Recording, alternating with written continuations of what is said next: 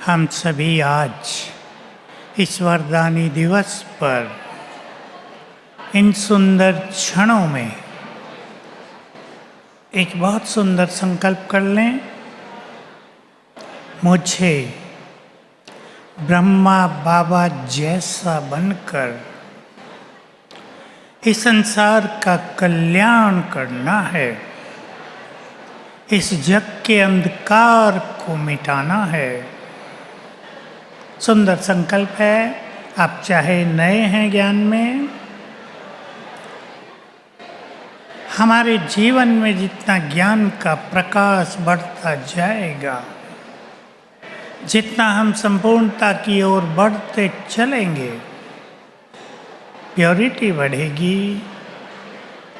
ज्ञान और पवित्रता के प्रकाश से अज्ञान का और विकारों का अंधकार दूर होता जाएगा। तो चलें हम सबसे पहले एक सुंदर प्रैक्टिस यहीं करेंगे। मैं बाबा के जैसा ही फरिश्ता हूँ।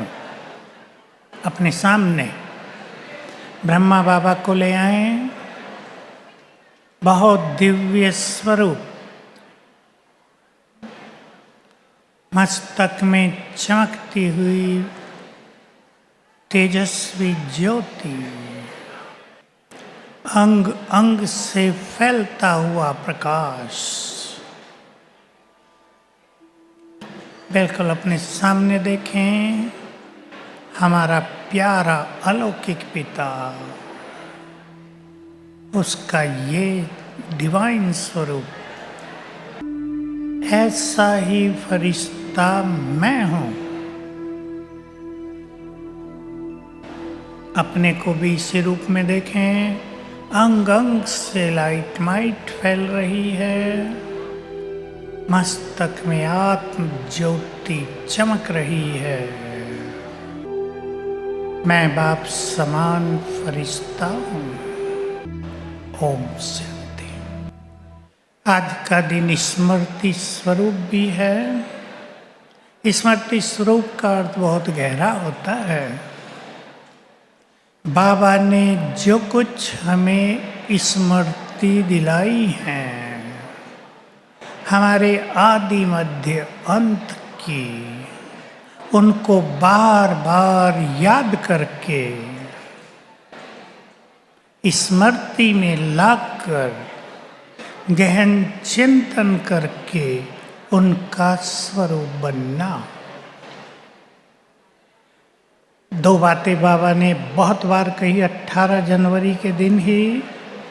जैसी स्मृति वैसी स्थिति।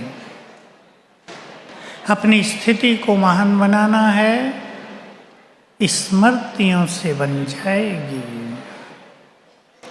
जैसी स्मृति वैसी समर्थी। उतने ही हम पावरफुल बनते जाएंगे। स्मृतियाँ महान संकल्प हैं। वो संकल्प हमें पावरफुल बनाते रहते हैं। मैं आपके सामने कुछ स्मृतियाँ रखता हूँ जो एकांत में हमें अपने गहन चिंतन में लानी है। बाबा के जीवन में एकांत और एकाग्रता बहुत ज़्यादा थी। अपने मन को ऐसा साध लिया था, अपनी बुद्धि को ऐसा क्लीन और डिवाइन बना दिया था कि वो कहीं इधर उधर जाते ही नहीं थे। सारी इच्छाएं समाप्त हो गई थी। प्रभु मिलन के बाद, परमात्मा अनुभूतियों के बाद कुछ भी पाना शेष नहीं रहा था। तो बुद्धि में और कुछ नहीं रहा। मन को साध लिया। आपने सुनी होगी बाबा की बातें। 1932 से ही बाबा ने अपने मन को साधने के लिए, मन को रोकने के लिए, मन को एकाग्र करने के लिए अपने मन से बहुत बातें की थी। मन को कंट्रोल में लिया था।